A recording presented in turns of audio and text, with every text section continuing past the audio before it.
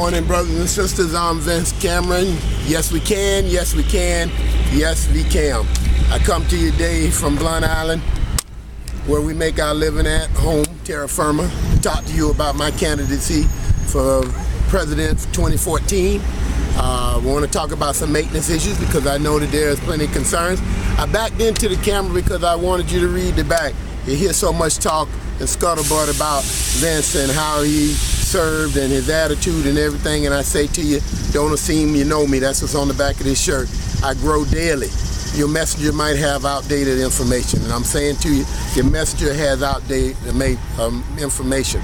I'm not saying everything I did when I served this local was perfect, but I tell you we had more progress than regress, and everything I did with the earnest intent to move this local forward. And some things are trial and error. I hope you guys give me an opportunity to get this local back on track again and get the wheels of motion going. Now, as your maintenance president, I'm ready to serve. I served in the maintenance shop for almost 2 years back in the late 80s. I know the shop issues. I'm the one that took task times to task, right? Matter of fact, the issue of task times come from me when they wanted to make you work 12 hours in 8 hours, really a 7.5 hour day. I told them that ain't how it go, right? My guys are working 7 hours a day, they're gonna give you 8 hours of work for 8 hours of pay. End the story. If you want to build 12 hours, you forcing them to put fraudulent documents in place, and that's not how we operate. You all know that I was the champion against for that. Backed them off, the employees off. They took me all the way to Houston to address that issue, and I still backed them down in front of Clyde and Benny. I say to you that that's the kind of representation you want at the table. I didn't have my maintenance rep running the whole show, right? I cared to be involved. Now, they did the day-to-days, but when it came up the line further than that, it was time for me to step in, and I would set policy, and I'd adhere to it, and I would do it from the know after doing the research on it. Now, when I left, task times was still in its infancy trying to be made, because what was the impetus for task times was the fact that I outlined to the employer, how can you turn and tell me my man is shirking when he's doing a break job because you want him to do it in 2 hours and he does it in 3.5 when we don't have a standardized methodology for this, right? You can go to Pep Boys anywhere in the land and they pull out a book for a brake job on a Chrysler and it'll tell you 2 hours in Macon, Georgia, just like it'll tell you 2 hours in Los Angeles. So that being said, that was what I presented to them. That's why task time became such a issue, because for them to accuse you of shirking, then we have got to agree on a standard for labor. Moving forward, additionally, seniority. I know there's some seniority issues cropping up.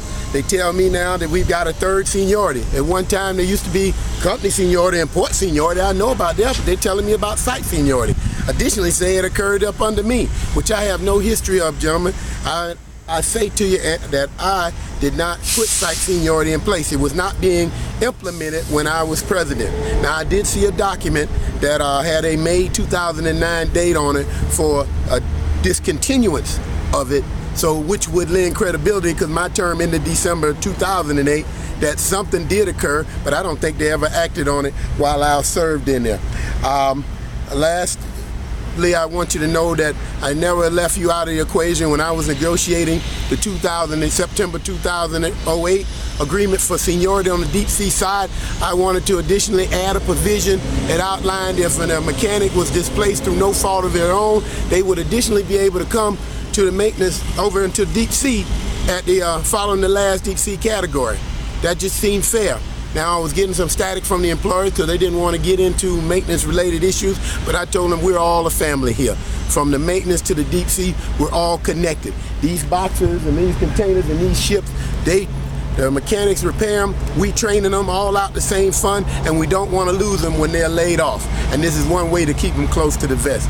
These are some of the things that I did to come to the table. We also know that we're going to have to put a maintenance rep in place, somebody who can articulate the issues and know the history. I'm ready to work with you and decide on how we move forward on that. Gentlemen, in closing, let me let you know that I'm ready to represent you again. I'm ready to get this ball moving. I'm ready to get the local up and running. I've done it before. I can do it again. I say I, but at the end of the day, it's we, because let me tell you something. Everything I've done has come in conjunction with the membership and the executive board. We all come together as one holistic body, moving together as one. We can't move if you don't have some kind of synergy going on. And I say at the same time, you got to have strong leadership to make that happen. Somebody's got to have the vision, and they've got to have goals in place to make sure that they are meeting those goals along the way to the vision. So I ask you again, vote for me tomorrow, June 24th, 2014, election from 7 to 7. Come on out, come by our camp. We'll be at Cougar Park all day, serving breakfast, lunch, and dinner. Yes, we can. Yes, we can. Yes, we can. Yes, VCam. God bless you. God bless the ILA. I hope I can get your support. I hope we can get this ball moving again. God bless you. Thank you.